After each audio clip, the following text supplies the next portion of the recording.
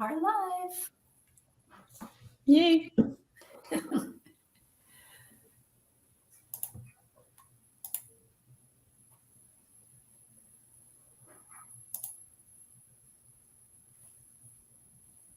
Looks like we have a couple people here. Hi there. We're going to give it a few minutes until we have some more people come on board, and we'll kick it off right at noon Central. I see Krista. I just left you a message. I'm glad you got that.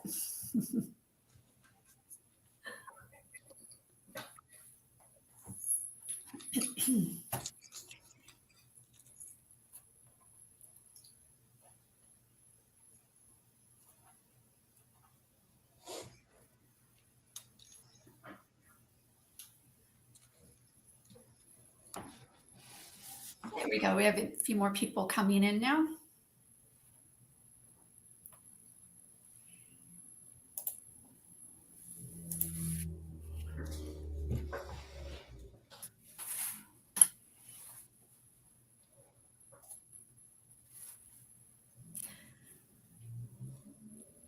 Okay, we are just about at noon, so I'll get started as people continue to come in. Welcome, everybody. I'm Sandra Harris. I'm Executive Director of American Women Artists, and we're thrilled that you've joined us for our first webinar in a series that are going to address different things that you, the members, have said that you would like to learn about. So thank you for doing that. Have to say right out of the gate, we have a generous sponsor, Edmund S. Twining III, who's helping make this possible. So thank you to everybody. Very happy as our first presenter to have with me Trisha Adams, who's an AWA member. And Trisha, if you want to tell everybody a little bit about yourself, they'll learn more as we go.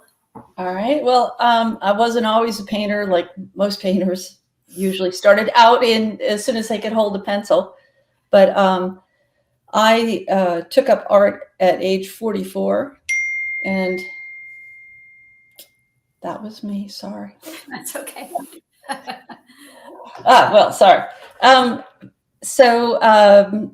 I was obsessed. I think being obsessive can be put to good use. And so I was determined to try to learn everything I could about doing art. And I've been doing it now for 23 years. I live in Northern Virginia, and I paint kind of in a semi-abstract, colorful style. Awesome. So I'll do a couple little housekeeping tips and then we'll get started. Trisha's been kind enough to record a presentation with great visuals and great tips that you can watch for about 25 minutes. Then we're going to come back at the end of that presentation and we'll be live again. And I want to point out, if you look up into the top right-hand side is a chat. So you can see us and hear us, but we can't see or hear you, but the chat is live. And the chat will be live throughout the presentation. So please, any question that comes to mind, put that in the chat. I'll be keeping track of all of those. And when we get to the end of the presentation, we'll address your questions and you can ask new ones. And Trisha is ready to answer anything after you see this. So we're a couple minutes after. So I think we'll go ahead and start that video. Please enjoy, put your questions in the chat, and we will be back live as soon as it finishes. Thanks, everybody. Welcome. This is How I Make a Living as an Artist by Trisha Adams. That's me. I live in Herndon, Virginia, and I've been painting in oil for 23 years. And if you have any questions as we give this presentation, just put them in the chat and we will answer them at the conclusion. Early in my art career, even though I was selling paintings, I didn't actually make much money. And thankfully, over time, the art market changed. And these changes have allowed me to earn about $100,000 a year, mainly from art sales. I'm going to share with you my ideas, my thoughts on it, and perhaps you can implement them and make more money. So the big picture on this is that you need three things. One, you need to make art that people want. Two, you have to put it in the front of the people who want it, and 3, you have to make it easy for them to buy. And this is referred to as a 3-legged stool because if you need all 3 for it to work. Otherwise, as soon as one piece is missing, it falls over. The first leg of the stool is to make art that people want, and sometimes that is the problem, that the art doesn't connect with people. But sometimes it's the opposite, which is the art is desirable, but it's not selling because it doesn't get in front of enough people or the right people, or it's too difficult to buy it. And in this case, the artist may erroneously conclude that the artwork is undesirable when that's not the problem. So for the purpose of this discussion, let's assume that you make art that people love, and we'll focus on the other 2 legs. Let's talk about making it easy for people to buy. What are the ways that people can buy your art? They can come to your studio. You can go to an art fair. You can put it in a gallery, or you can put it on your website. My favorite way to sell is on my website because sales are automated. That saves me time.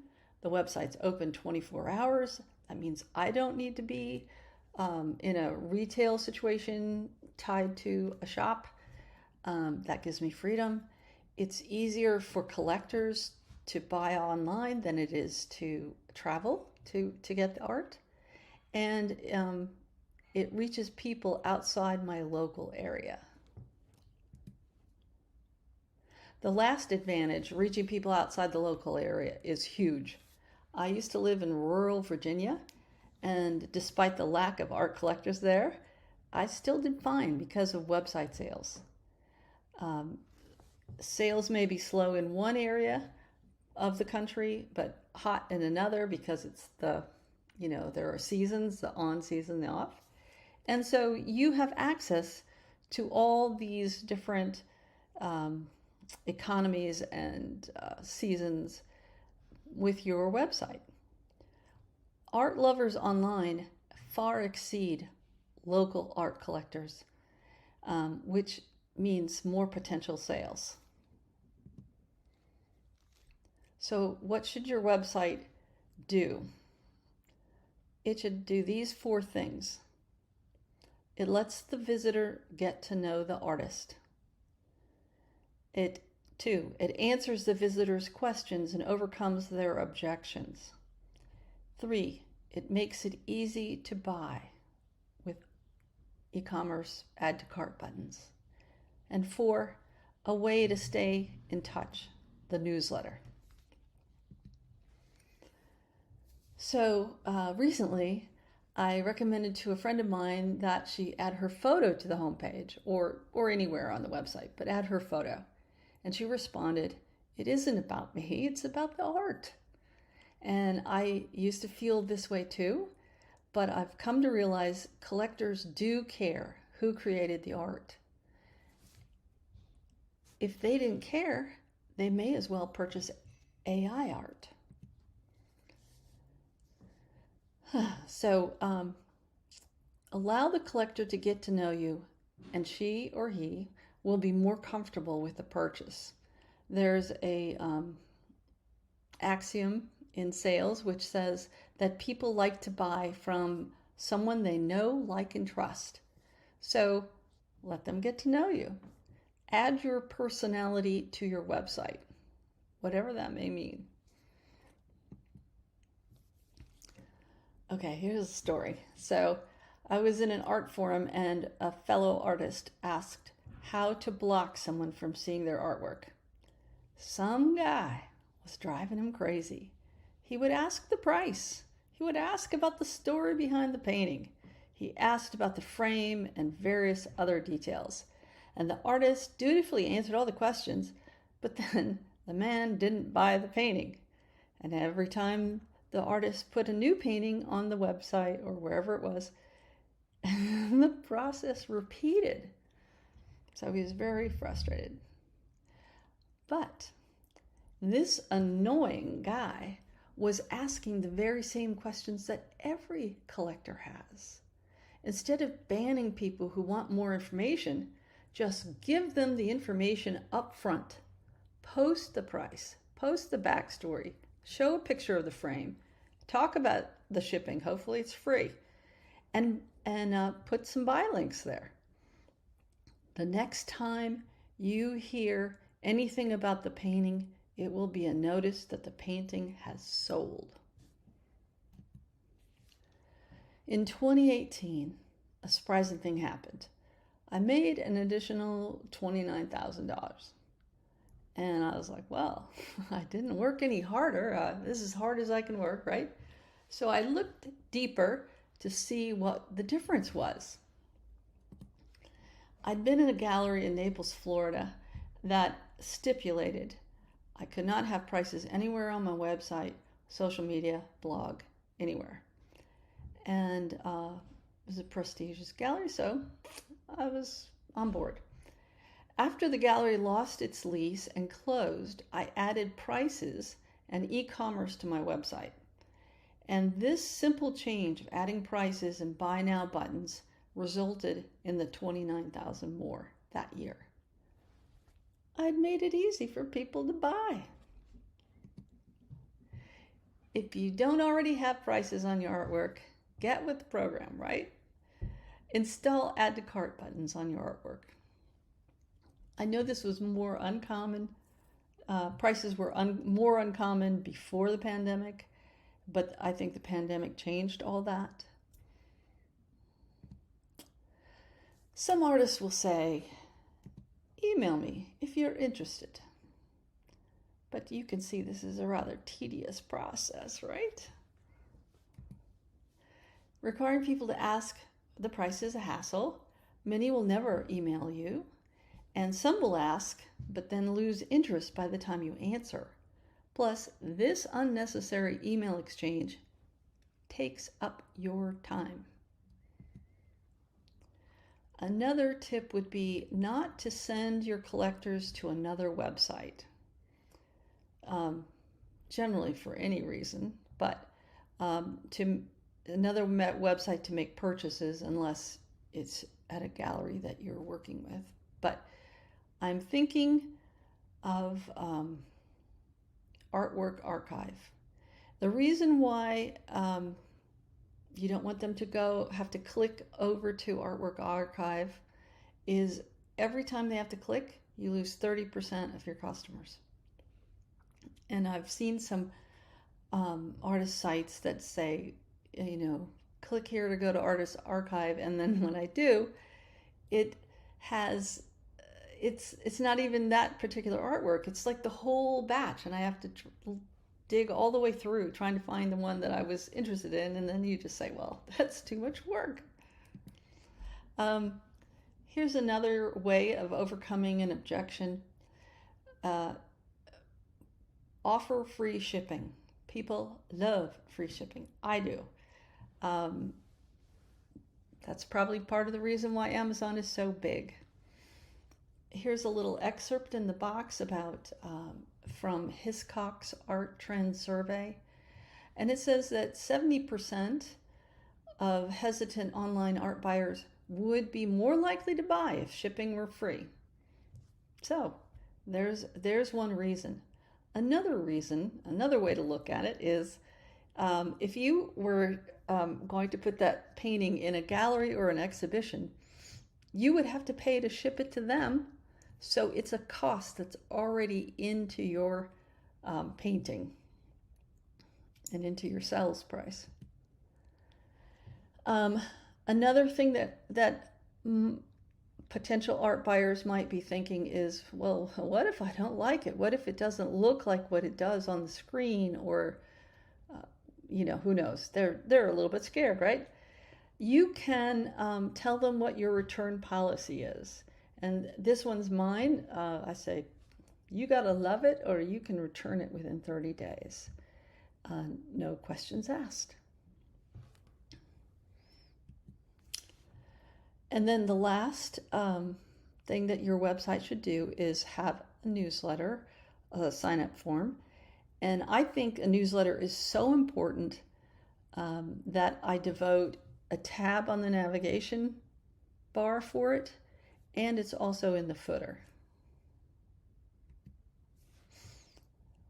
All right. So hopefully we've covered the things that your website should be doing so that it hums along optimally. Now let's talk about the audience.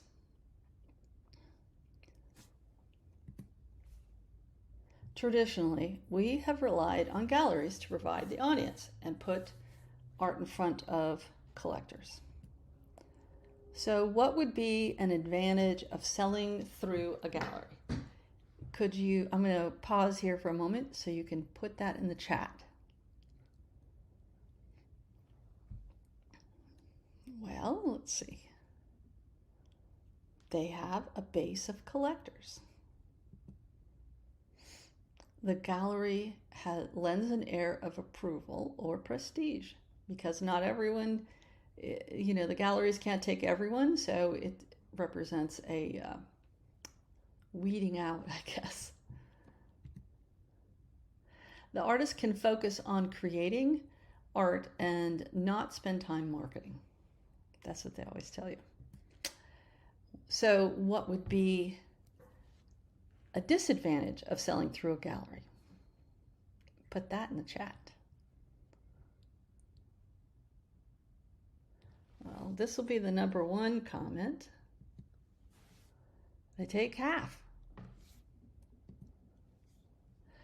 The gallery controls whether the artist's work sells, not the artist. So you're not as in control of your success as when you handle everything. And this is a big one too. They own the collector, not the artist. So the reason why that's big is the collector has decided they love your work, and he or she is probably going to buy many more pieces. So that's somebody that you should know about. The reason why in 2018 I made significantly more money when I put e-commerce is because when you sell directly, you make twice as much as over a gallery. I would also argue that it's actually more than twice as much because all your expenses come out of the first half. That's your frame and your shipping and your materials and your overhead. We've been paying that out of the first half. So if you sell it yourself, you're getting another chunk of money, but there are no expenses subtracted from that. So it's even better. If this is the way it's always been done through a gallery, how come artists can sell directly now? Well, everything just changed. The internet and social media has made it easy for artists to find and cultivate their audience. And even before the pandemic, but especially now after, collectors are comfortable purchasing paintings online. The painting that you see there sold for $3,100 on Instagram. So reasons why you should sell your art directly. Well, we already said you make twice as much. Another one is your cash flow is improved. You don't have to wait so long to get paid. You are in charge of your destiny. And lastly, you know who your collectors are and you can sell to them again and again. So reasons artists give for not leaving their gallery. Put that in the chat.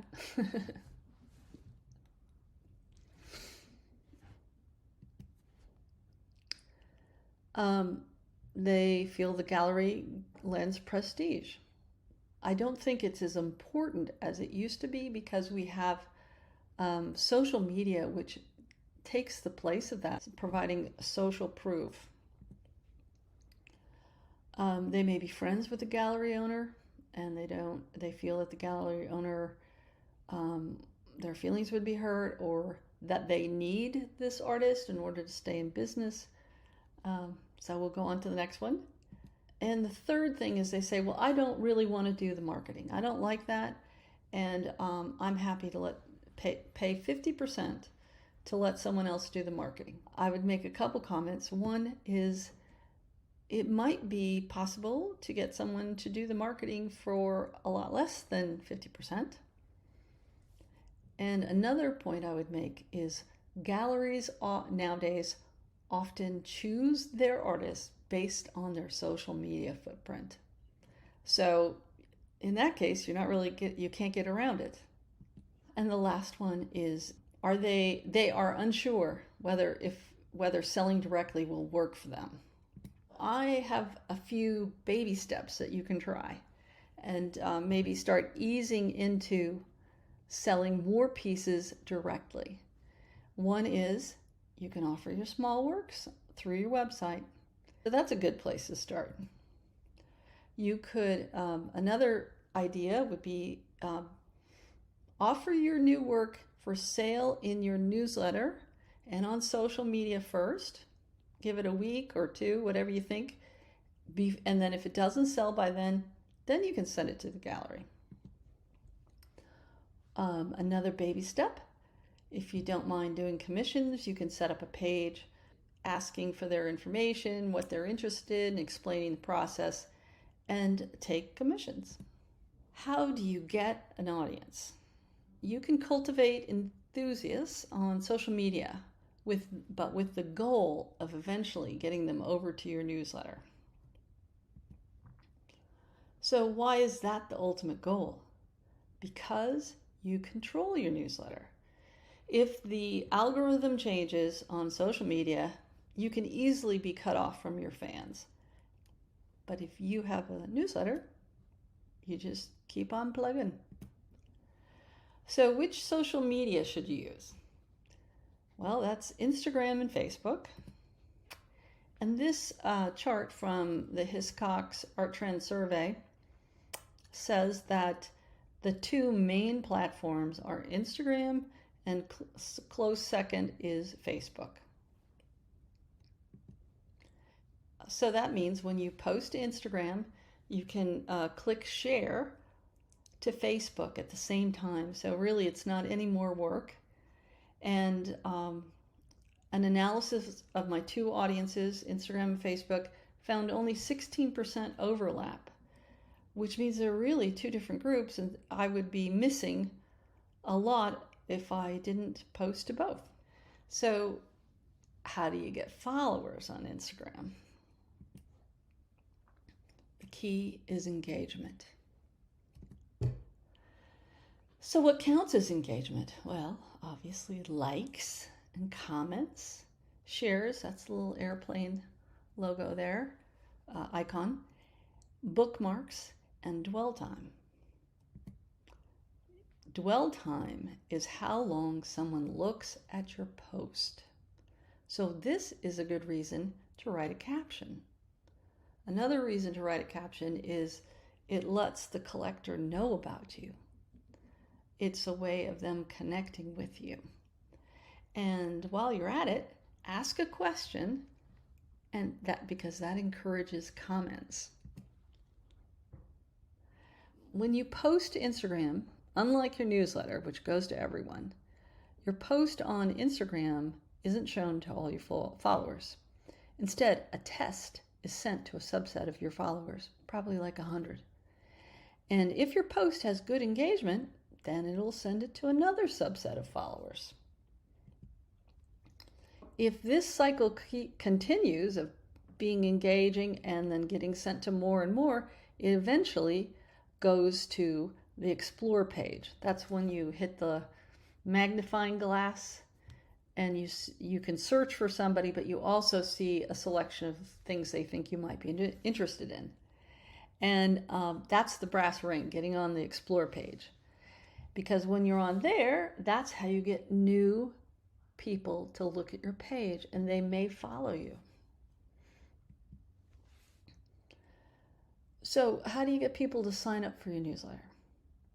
Well, you can ask them, it's beneficial to have advantages to being on the newsletter.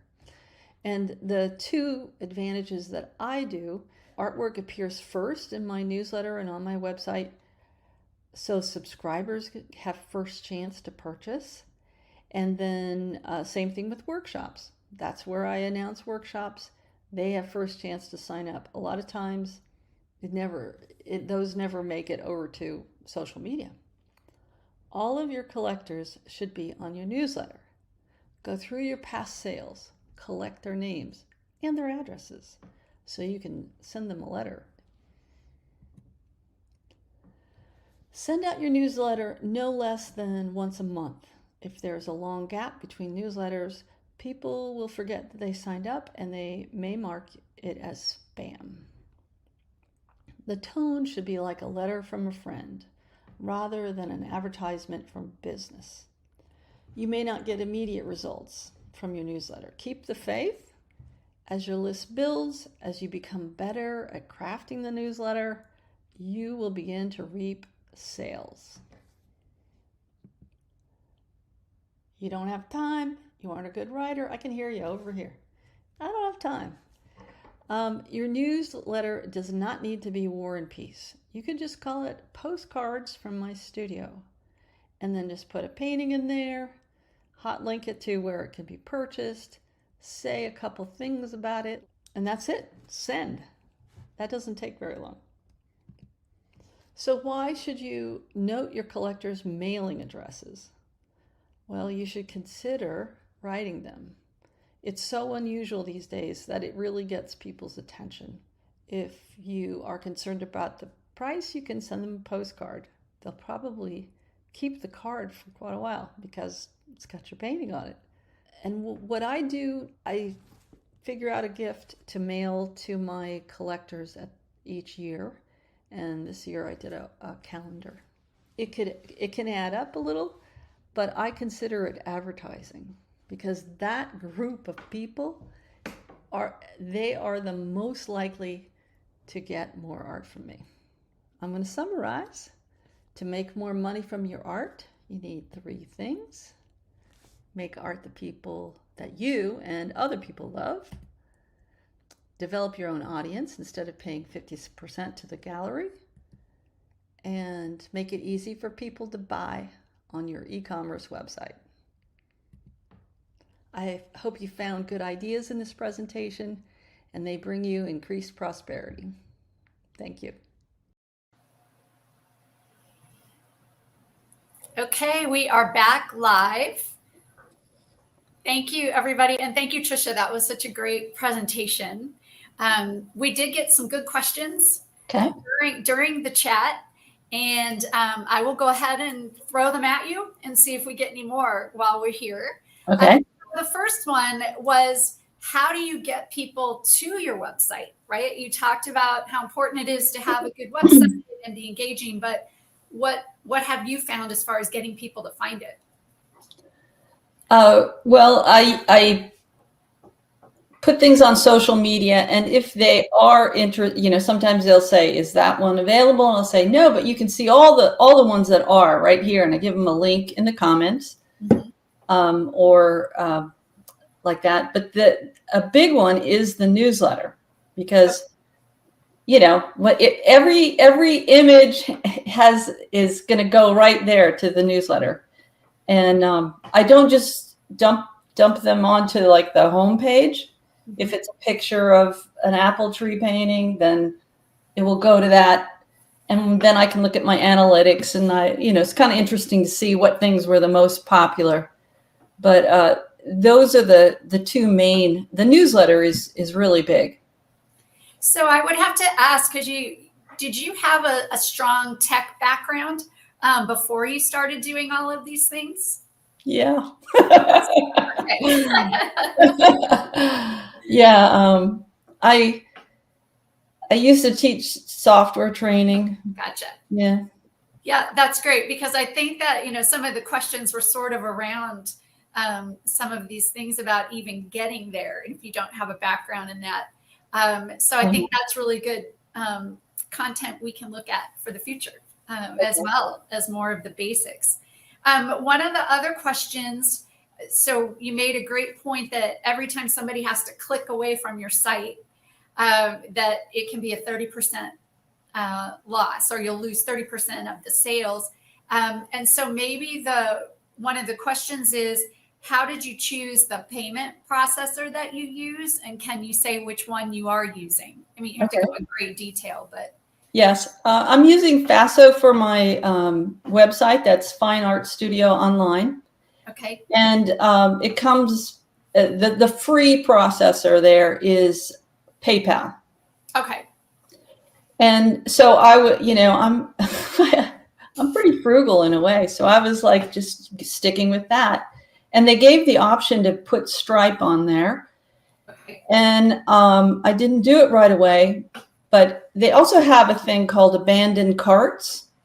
And you can see that where someone got pretty far and they put their email on there, but they didn't finish the purchase. Mm-hmm. And so, I was hesitant, but I said, hey, I noticed you were looking at this painting and maybe you had some more questions. Here's what it looks like in frame. And this is tell them more about it. And I said, and if you don't like PayPal, I can always send you an invoice because I can use Square. And that was what it was. They said, they didn't particularly want to use PayPal. Right.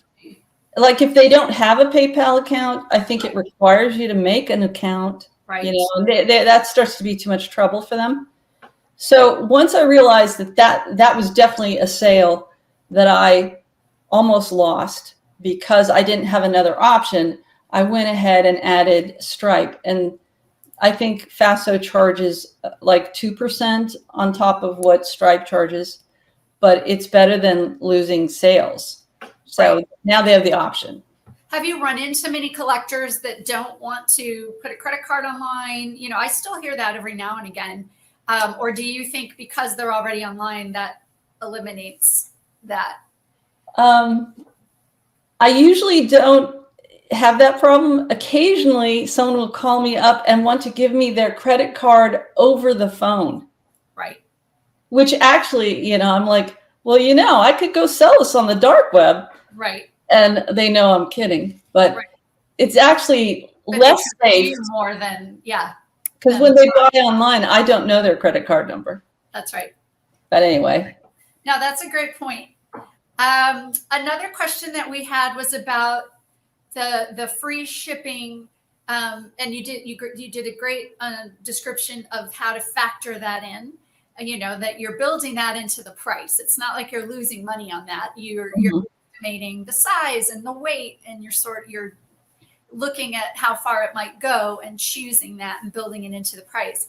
But the follow-up question was, if you do the 30-day guarantee, are you covering the shipping for them to send it back? Do you have a specific policy on that? Well, I have several comments on that. Well, one is I don't say I'll pay the shipping back right up front. Okay. Because I wonder if someone will just say, well, I'll just go and I'll get a painting for this party and then I'll send it back. I don't want them to be frivolous. Right. But the next thing is that it's never actually happened. Oh, interesting. Yeah, and apparently there's some research that shows that the stronger your guarantee, the less likely you are to receive someone to take advantage of it. Very interesting. If someone said to me, look, I am disappointed in the color, I thought it was going to be bluer or something like this, then I would say, oh, I must have taken a bad photograph of it. And I will pay the return shipping for you. So you would if it came up and it felt like a legitimate scenario. Right. Okay. Especially, someone that's willing to buy my paintings, they are in my special person category. Got it. I'm going to treat them as best I can. That makes sense. And I think I understand the psychology of just knowing they could probably goes a long way. Yeah. Even though they might not take advantage of it. A question that just popped up kind of back in the vein of technology. Are you doing all your social media, or do you hire somebody? And if you hire, how did you find them? I don't have anybody. So you're doing it. And it's something that I've gotten better at as time has gone on. I used to be like, well, here's just the picture. You figure it out, Right. Either you like it or you don't. But if you think about it, you really can say something about it. Like there was one time I was painting at the marina, and right next to the boat launch, and it was a really gorgeous day. Everyone was walking their dogs. And every time someone got to that spot with their dog, they took it off the leash and the dog jumped into the water there. Oh, wow. And I started calling it the dog launch because more dogs were going in than boats. So I put that in the description, and then with the picture of the painting.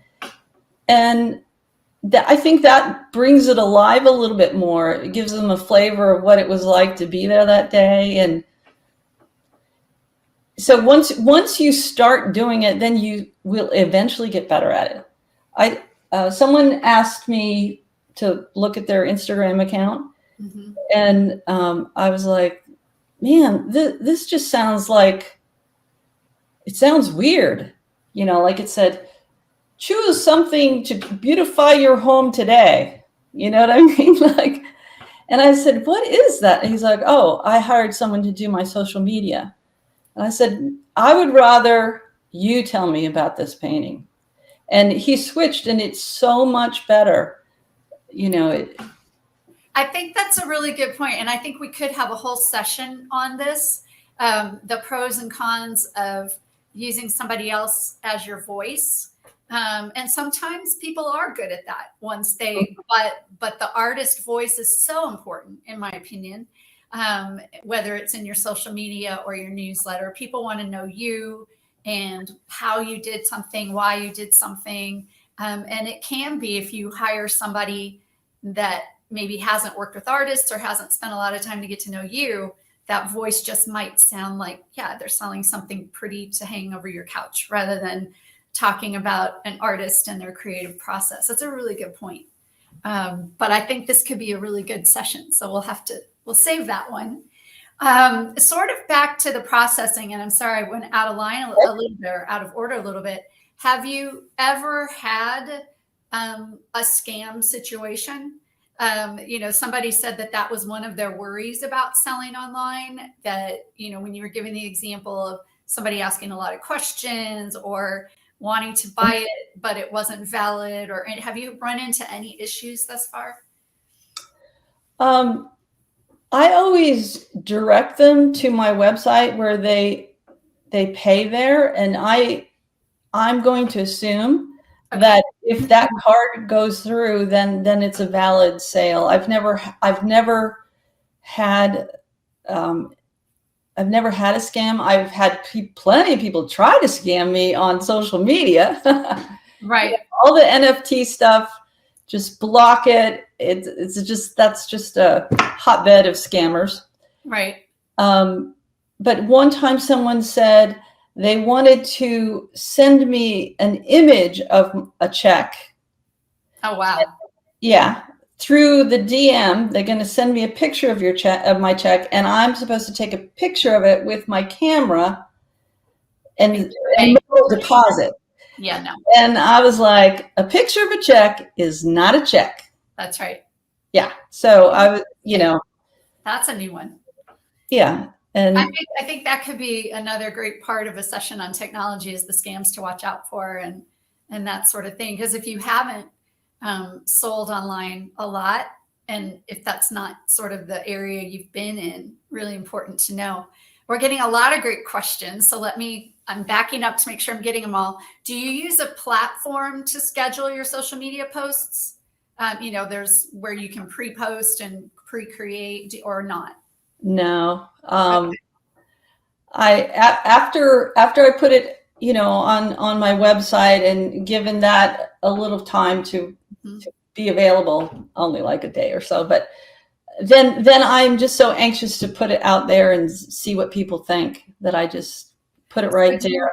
Another question was, do you have a formula for the days of the week or the time? You can read every article under the sun about the algorithm of when it's the best time to post. Do you have anything like that that you go by? Well, you need to post when people are awake. There you go. Which, like sometimes I'm a real night owl and I'll go, okay, I just finished getting this ready and it's 2 a.m. Well, I'm not going to post it then. Right. Because, hardly, maybe someone in different countries there, but that's it. But otherwise, I just post it, and it's usually after I get done painting. It's like 6 o'clock, and that's a good time. After people are off work, lunchtime is a good time. Mm-hmm. But I'm not a very good social media person in a way. I mean, I have a lot of followers, but I don't do reels. I do very few reels. I hate them. Maybe because to do them well, I think they should be like an art form too. Right. So that's a really great point. So you aren't being really formulaic about it. It's a little more organic, because I think people are concerned. And one of the questions from a sculptor, this is a great one, is they produce less works per year than a painter. Have you thought about what somebody with less, or even if it's a painter that doesn't produce that much, how do you keep people engaged and interested if you don't have new work on a regular basis? Well, I kind of like other people's posts about the painting life. Okay. Like they'll post this gorgeous painting, but then they'll tell you how they struggled and, all their travails and, and it draws you in because you want to say, it's okay, you can do it, prop them up. I just think things about the process are also interesting, maybe to other artists, but probably collectors too. Don't you think? I think collectors, at least from my own experience, both in galleries and museums, people are almost more interested in the process. In sculpture, if you can show, if you're doing stone, a piece of stone before you do anything with it and explain what you're seeing in it, showing it with the steps, even if it's months, and bronze artists, oh my gosh, people are incredibly excited to see casting because it feels like a mystery and all this alchemy. So I think that's a great, it's not just the final work, but then you as an artist, if you're going out sketching somewhere, and like you said, you're witnessing something, kind of living vicariously through this artist and seeing what you're doing, I think could be really, I would love to read more posts like that. And then the art is sort of the final step and all that. I hope that helps a little bit. We're trying to get up to all the questions. A question came up. You mentioned Facebook and Instagram. Have you ventured into TikTok? No, I think that TikTok is a different audience. They're very young on TikTok, and I know they buy art, but I don't think it's my kind of art. Got it. Great question. I'm trying to go through. Oh, and somebody mentioned this very issue. If you're working with the FASO sites, that you get an alert if you haven't added new art for a while. How do you, and I'm not familiar with that. How do you deal with that? Does it mean you can't, or you're just getting the alerts? I'm on my new art alert because I want to see what everyone else is seeing. Right. And I haven't received one of my older pieces. I think maybe you can turn it on and off but why would it be a bad thing? Why not have one of your paintings go out to your audience if you haven't conversed with them in a while? Okay. You know what I mean? And I think the question was too, if they didn't have new art, I guess it's that same question. What are you posting or showing if it's not new art? Yeah, I actually concentrate on my newsletter more than the new art alerts. Mm-hmm. New art alerts are good, and I think that I have probably like 650 people getting those, but I don't own that list. Gotcha. FASO does. And so I'm trying to get them to be on the newsletter. Right. I own that. Aware that you own it. That's a great point. Mm-hmm. Somebody mentioned all they seem to get is people wanting to sell for NFTs. Have you run into that very much in your experience? Yep. Block, delete. Block, delete. I think that's another session conversation, because I think there's all kinds of opinions about that. And I think it's not going to go away anytime soon. Okay. Somebody wants to know, do you use the promotion option on social? Do you pay to promote your? I haven't, but I've heard other people do it and be successful with it. So okay, that would be a good one. Well, and I have to say, in the grand scheme of things, it's not that expensive. We do that for AWA. I've done it for museums, where you can just try a test group and see. And compared to a lot of other advertising, it's not as pricey. But I don't have great data on it. Somebody mentioned that they use iMovie to do some pre-recorded reels because it's user-friendly and great if they just want to video the art. So you said you're not really doing that. Some people might want to. Yeah. I do. I use iMovie, and because I make these videos, they're on YouTube, and it's called "How Would I Paint That?" And people send me their painting, and I'd say, "Well, okay, this is what I would do. I put this here, you know," and I kind of illustrate it, and they're really short, and they're made with iMovie, but they're horizontal. Okay. And I don't believe that you can make vertical movies with iMovie. So then then the formatting is other software, the app that you're having to use to make verticals. Right. The next one is all your information is great. We're getting a lot of those comments. Oh, good. What else do you do online for income? I know you've done some workshops and that sort of thing. Do you want to touch on that a little bit? Well, you mentioned I do some in-person. I kind of enjoy connecting with, people in real life and the kind of interaction you can have in person. But I have an online course that's go at your own pace, and it has pre-recorded things and then instructions how to do a painting, and the painting relates to what the lesson just was. And then they upload it, and I do the illustrated, feedback. And that is at paintwithtrisha.com. And Trisha is Trisha. So you have a separate website for that. That's interesting. Right. That's on a platform. I've got it on Thinkific. Thinkific? Okay. That's the platform that I'm using. Awesome. And then are you staying to basically one medium in selling? Do you find that is the best for you? Yeah, I started at 44, so I felt like I didn't have time to, be a master of none. I just needed to focus in on one thing. So mainly I do oil paintings. Sometimes I'll do stuff in acrylic, but mostly oil.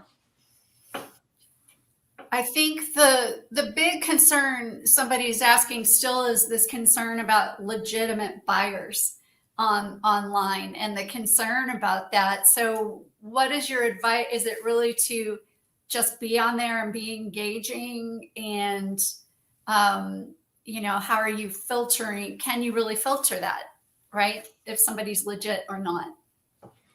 Well, okay. When someone says, "You've got great works, great pieces of work, I want to buy them," that's not how real buyers talk. Right. And it's not just the grammar. It is they fall in love with a particular painting. Right. So they say, "I liked this one. Can I buy that one?" Mm-hmm. And then you say yes or no, which, whatever the case. And if you say, "Yes, here it is. Here's the link on my website. Just click this," and you've got it. Right. And then, so once they've paid you through your legitimate credit card processor, it's a real sale, and it tells you where to ship it, and it's because they have to have a shipping address that is valid with that credit card. Mhm. And somebody followed up and said, even more than legitimacy, it's just finding buyers. And Okay. and so I think that's we could do a whole session on that too. You've given great points that having that presence on social, on your website, and a newsletter, it's this building. Buyers won't just buy impulsively. They're gonna learn about something and want to keep learning. So I think we could have a whole session about this. One other question: do you have international sales at all? Yeah, I How do. do you handle shipping for that? It's not like I want a lot of international sales because they're a lot more work, and I don't really charge more for them. Right. So you have to have customs paper. Customs. They're probably often they're charged customs or duties or VAT, Right. and they won't know that. And so, I tell them because one time I was like, oh, you're going to get charged VAT. And then they were like, oh, I don't want to pay VAT. You need to pay the VAT. I can't. I can't put that in the package. Right. So anyway, I've learned that there's a website where you can type in and see how much their duty is going to be, and I'll tell them probably you're going to get charged this. This is what I believe. So that. Usually, what I'll do is I'll take the frame off. The frame's out because they can get a frame there, mm-hmm. and that makes it way too big and too heavy mm-hmm. because it can be very expensive. So what I do is usually hopefully it's not on a board, but unstretch it, roll it, put it in a tube. A square tube is cheaper to send than a round one, but I'll put it in a tube, put all the customs papers on the outside, and I put receipts, like the PayPal, the receipts, because right. they're not going to just believe you, whatever you write on there. But sure, if someone wants, I did one of this woman during the pandemic in France. She would just walk and walk, and she took all these pictures, and so that was a painting of vineyards that she saw on her walks. Oh, lovely. Somebody asks, do you insure before you ship? What I've heard is that they really won't pay you. Like at UPS and FedEx, even if you pay for the insurance, right. If you had a claim, they're just not going to pay on art. That's what I've heard. I did have one lost piece, and it was something I was sent through the mail to Texas. It was a gentleman who lived in Mexico City, mm-hmm. and he was going to visit his sister in Texas. And so it was going to be in a tube that he could take it back, on the plane. Anyway, I insured it, and they delivered it empty. Oh my gosh. Yeah, it was empty when it got there. And so I had to file a claim, and I was in a good position because they're supposed to get a signature. Anything insured over $500, they have to have a signature, and they're also supposed to take note of damage that happens along the way. So being open is something that should have been noted somewhere. Of course. Mm-hmm. But in order to file a claim, I had to get the container that was in Texas and get it to the postmaster at that zip code. So I had to hire somebody, an errand service that would get it, print out the forms that I've sent him, stand in line, but I did get paid. Yay. Well, and I'll put a little plug in, and in fact, I'll share the videos. So AWA did get a free 1-year membership with this company, shipandinsure.com, and I'll put their link in the chat, and they've just finished some new videos on how to use it. So I'll make sure all the members get that. Mm-hmm. But you can purchase insurance above and beyond And it's pretty reasonable when you get into it. It's a little convoluted on how we join and how we get in there. So I'll share those videos with everybody, but it is one more layer of shipping insurance beyond what FedEx or UPS will give you. And then they also throw in FedEx discounts. So we were very happy to get that discount, and I'll be sure we share that. But it's a great question. Then I think we have just a couple seconds. Want to make sure I got everybody. Oh, and back to sculpture. You know, I think it's a great question. It's more expensive. Can you sell more expensive work online? I mean, my perspective is yes. That if somebody is willing to buy, they will. But how do you feel on price points? Well, I don't know much about sculpture, but I've sold, $5,000 paintings online, and I think they have to feel when they go to your website that you are reputable. Right. And, sometimes I do commissions that are the prices up there, and they've never seen that either. Right. Right. And it's just going to be a picture because before I ship it, I want them to hopefully, say they like it. Right. Somebody, before we go, I'm grabbing a link. Somebody's watching who isn't a member, so thank you for being here. And I'm going to put the link in. If you would like to join, we would love to have you, of course. So there's the link. You can join as a brand new member on the website. Last question. How long have you been a professional artist? 23 years. 23 years. And since you started selling online, or did you out of the gate start online in some way? No. So that was 2001. Okay. And I did get lucky. I started out in collage, and I would tear up magazines and paste them all down and kind of make an impressionistic. And I put it in a show and it sold. So then I was like, yay, now.